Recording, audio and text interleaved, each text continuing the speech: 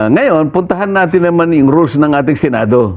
Okay. Yung rules ng Senado ay kailangan natin puntahan para malaman natin kung consistent siya doon sa sinasabi ng saligang Masaligang batas. batas, oho. Oo. Nasa Rule 2 naman ito, Section 1, Jen. Ano? Opo. Senate rules na po yan, ha? Senate rules na to. Yes po. Rule 2, Section 1. Sabi niya, the Senate shall elect in the manner herein provided a president, Opo. a president pro tempore, Okay. a secretary, and a sergeant at arms. So yung apat na yung posisyon, oh. These officers Okay. shall take their oath of office before entering into discharge of their duties. So, punta tayo ngayon sa Section 2. The officers of the Senate, binanggit ko na sa iyo kanina, yung Yes, po. apat, the Senate, the Senate President, pro tempore, Senate pro tempore, Secretary, Sergeant and at Arms. Sergeant at Arms. Sabi Opo. niya, the officers of the Senate shall be elected by the majority vote of all its members. Andun ulit yung of all its members. So pareho rin, Oho. sabi niya, by the majority vote of all its members. Opo. O ede, paano ngayon yan? 24 ang ang senators. Oho. Sa makatwid, mapa saligang batas, mapa sa tuntunin ng Senado, nire-require na ang pag-i-elect ng mga opisyalis ng Senado, ito at the beginning, itong apat lang, ay sa pamamagitan ng majority of all its members. Ayun, oho. Ngayon, na-compute na natin kanina, ang majority ay 13. Yes po. Kung sa Senado ang pag-uusapan, Sa Senado. tama kayo. Ngayon, ang sinasabi nila ngayon, dahil 12 lang sila dyan 12 lang sila nung sila'y gumawa ng mga actions na nag-elect sila ng Senate pro tempore. Opo. Nung June 3 ho yan, naganap. Opo. President pro tempore. Opo. Pagkatapos nag-elect sila ng acting Senate President. Oho. Nag-elect sila ng Sergeant at Arms at nag-elect sila ng Secretary. Ngayon, dahil 12 lang sila, nangangatwiran sila dyan at ginagamit nila yung isang jurisprudence. Ito ay yung Abilino versus Cuenco. Ayan, Okay. opo, oho. Akalain mong itong jurisprudence na ito dyan, 1949 pa. So 1949, under 1935 Constitution po ito. Oo, 1949. Opo. Alam na alam ko dyan, 1-year-old ka pa lang nun. Pidyo mo, naglalakad-lakad na po ako noon. Ginamit kasi doon, Jen, na ang quorum o yung nananatiling parang majority Opo. na mag-i-establish ng quorum, 12 lang. Aha. Dahil nung panahon na yun, Bagamat noon pa yun, 24 din po, Senador. 24 pa rin. 24 din, oo. 24, 1949 hanggang ngayon, 24 pa rin. Opo. Kasi sa 1935 Constitution, 1973 Constitution, hanggang 1987 Constitution, nananatiling 24 ang 24 bilang po na ang senador senador. natin. Yes po. Ngayon, nung panahon nila, itong Abilino versus Cuenco, yung isa sa kanila ay nasa ibang bansa. Aha. Kaya, ang total na bilang na pagkukunan mo ng majority ay 23 lang. Opo. Sa makatwid, sa 23, ang magiging quorum mo dyan ay ilan? 12. 12, pwede na. Opo, Kasi oo. 23 divided by 2, alam mo na, Opo. di ba? Oho.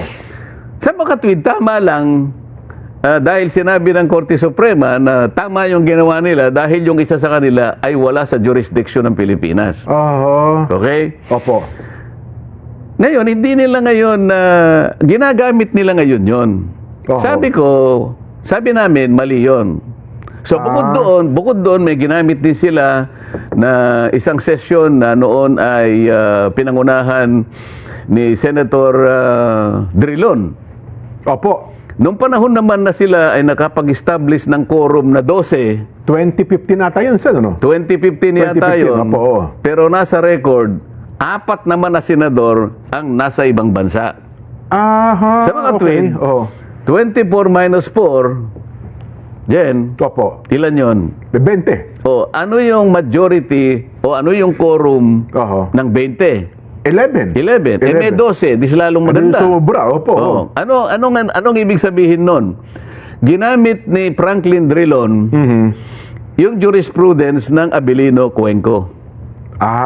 Yun ang kauna-unahang application nung kaso ng Abilino versus Cuenco. 2015, 1949. Kabisado niya yun dahil abogado siya. Yes po. Di ba? Mhm. Tama naman yun. Dahil ang doktrina na establish, kapag ka ang isang senador ay wala sa Pilipinas, Ayun, siya ay outside the coercive jurisdiction of the Senate. Ayun pala. Maalala mo, sa rules ng Senate din, para lang magkaroon ng quorum, pwedeng pa-aresto yung senador Oho. para lang magka-quorum. Opo. Kaya coercive yun Pag inaresto ka, coercive yun Coercive, yes. Halimbawa, kung talagang pinipilit mo lang na talaga na Magkaroon talaga ng quorum. ayaw mo dumaloy, nandun ka naman. Pwede kang arestuhin ng Sergeant of Arms sa pamagitan ng order ng Senate President para lang magkaroon ng quorum. Nasa rules namin yun Okay, Ngayon, kung apat yung wala sa Pilipinas, paano gagawin mo? Kung nasa abroad Di ba? Opo. So, walang coercive power ang Senate para iharap sila nung panahon na yon. So, panahon ni Franklin Drilon, apat yung absent. Pwede ba nating ipasinag yun para makita natin? Sige nga po. Direct, baka may pasinag natin. Ayan, makikita mo yung roll call dyan, Opo. Sige, paano nyo, para makita natin yung mga... 2015. Sa bandang ibaba niyan, makikita natin. Merong minota kasi dyan With 12 senators present, the chair declared the presence of quorum. Yan. Ayan. Senators Angara, Binay, De La Rosa, Drilon, Ontiveros, Marcos, Pangilinan, Pimentel, etc. Okay. Next. Senator De Lima was unable to attend the session as she was under detention. Anong year ba yan? Ano bang year yan? 2015 po ba yan? Hindi, tignan natin kung anong date. Baka hindi yan. Mamaya na natin i-discuss yan. Ang okay. gusto kong maipakita, yung una, kasi iba yung pinadala niya. Yan, yung isa muna, yung nauna. Dalawa yung binigay ko sa'yo Yung isa daw direct. Yung unang, yung una. Sige, habang ano ba ang punto doon, Sen? Habang inire-ready po doon sa ating... Kasi doon nakalagay, editor. Nakalagay doon sa unang binigay ko kay Direk, Opo. na apat talaga Ang wala sa Pilipinas. ang wala sa Pilipinas. Kaya nga, yung 12 na attendance, sapat na yun para mag-constitute ng quorum. Lagpas sa quorum. Ngayon, balikan natin yung ginawa nila noong June 3, 2026. Kamakailan lang yun. Ilang araw lang po yan. yun. Last Wednesday, di ba? Yes po. Ilan ba kami na senador dyan? 24 po. 24. Hindi naman po pwedeng sabihin nila dahil si Senator Bato ay nagtatago ay nawala na siya sa 24. Senador pa rin po siya. Hindi rin naman totoo dahil sa nakakulong ngayon si Senator Jinggoy, bigla na lang siyang hindi senador. Senador pa rin po Sa siya. mga tweet, yung bilang nananatili na 24. Yes po. Tama? Ngayon, ano ngayon ang quorum ng 24? Di 13. 13.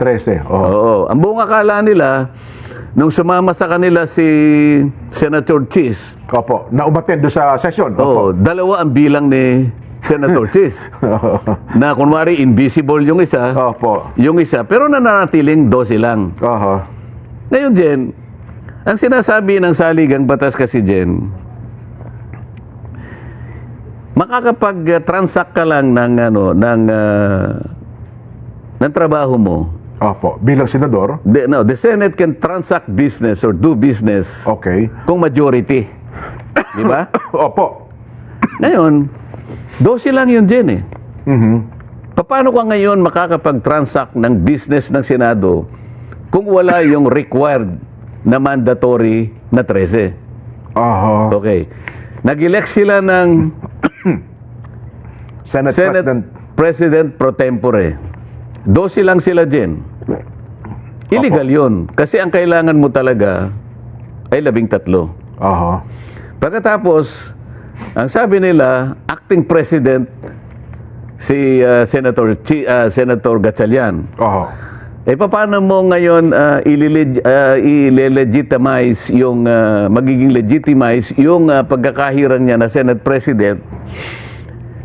Unang-una, para ikaw para mapalitan mo ang Senate President, valid yung ginawa niyong aksyon. Ibig sabihin, 13 sila. Pangalawa,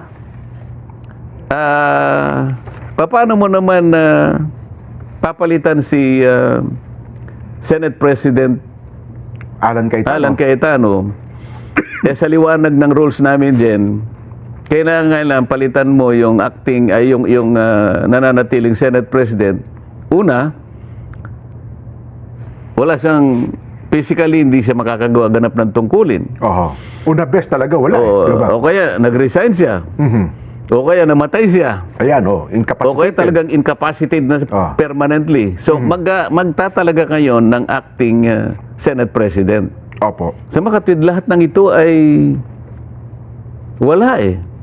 Oho. Paano mo papalitan ng Senate President? Una, illegal yung ginawa ninyo na pag-i-elect ng President pro tempore.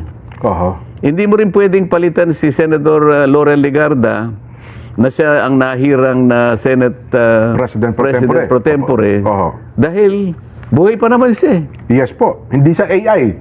Hindi siya Hindi sa AI. hindi sa AI. So, paano ngayon ito? Paano nila sasabihin ngayon na ang kanilang ginawang mga aksyon doon sa kanilang naked power grab ay batay sa tuntunin, Oho. batay sa Constitution? Mali po yun eh. Oho. Yun ang unang batayan kung bakit natin sinasabi lahat ng ginawa nilang aksyon, lahat ng ginawa nilang pagdidesisyon, kung ano man yun, walang basihan sa saligang batas, walang basihan sa Constitution. Oho. Ito pang isang dyan na kailangang malaman ng kababayan natin kung bakit yung 12 ay kailanman ay hindi magiging batayan ng legalidad o legitimacy ng kanilang ginawa. Opo. Halimbawa, noong May 26, 2026 Jen, yung mga members ng Bendalo, Okay. Oho. May 26 po ito. Oh. May 26, kaya tinawag ko na members ng Bendalo dahil palagi nilang binabaluktot ang mga batas eh. Oho. Ang saligang batas, kanina diniscuss natin, 13 kanya ang majority, 13 ang quorum. Opo. Tama? Sa tuntunin namin, 13 pa rin. Opo. Pati sa pag-i-elect ng mga opisyalis ng Senado. Pero noong May 26, 2026, yung mga miyembro ng Bendalo, nag-walk out. Yun yung walk out. Yes po. Oho. Nag-walk out sila. Noong panahon na yun dyan, natatandaan ko, 11 kami. Mga miyembro ng Bendalo, nag-walk out. Yun yung walk out. Yes po. Oho. Nag-walk out sila. Noong panahon na yun dyan, natatandaan ko, 11 kami. Oho. Kasi si Senator Bato at saka si Chis Escudero, wala. Okay. Kaya Oho. 11 kami. Si Chis Escudero, alam mo na kung bakit wala doon sa session hall. Opo. Oho. Okay. Si Chis naman, absent, wala din. So, dahil 13 kami, minus 2, ilan? Di 11. 11. Opo. O kami ang 11 noon. Sila naman, 11 din. Yung nag-walk out. Oo, Opo. 11. Ngayon, dahil pinopropose ko na i-amend namin yung aming Senate rules, Opo. magdadagdag ako ng isa pang paragraph sa Section 41 ng aming tuntunin din para sana mapayagan ang isang senador sa isang kailangan na pagkakataon na makapag-participate siya o makaboto sa aming mga pinag-uusapan. Mm-mm. Kahit virtual o online sa Yes. magitan ng teleconferencing o kaya ay video conferencing. Yes po. Oho. O ilan mang akmang gamit para sa ganon ay makasama siya sa araw na yon. Ano? Yes po.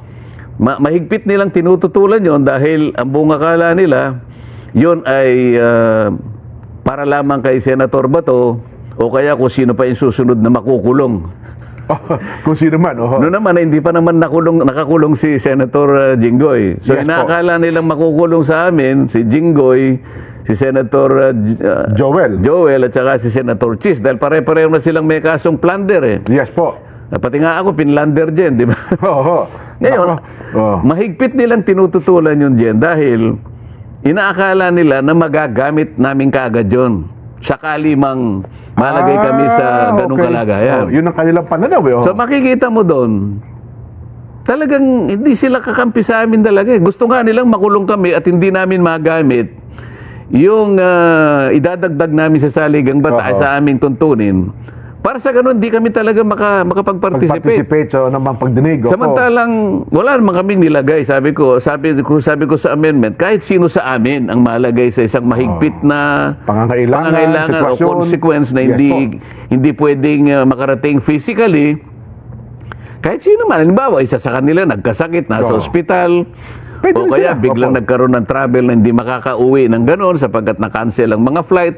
Opo. Sila naman makakagamit nung kaya lang ang nakikita nila kagad kami ang unang makakagamit nung mismong amyenda na ini-introduce ko. Yun nga sinabi ng isang senador. Oh, kaya sa motion ni SP Alan, sabi niya, pwede ba nating pag-usapan ngayon? Opo. Doon nga kami nagtalo, Pag-usapan, pagdebatihan. hindi Opo. dito kanya gusto siya komite, sabi niya gano'n. Oo. Sa mga kapatid, mas mabuting kanyang mag-walk out na lang tayo kung hindi natin maayos ito. Nag-walk out nga yung 10. Oho. Merong natira sa kanila, di ba? Opo, yung kanila minority leader. Oo. At kinwestiyon yung quorum. So 11 kami plus si Senator Tito Soto, 12 kami. O, sabi niya, Warm body na nasa plenaryo ng time na yun. sabi Opo. niya, is there a quorum? Opo. Alam niya nang nawala na yung quorum dahil 12 na nga kami. Oho. Tama, Jen? Tama.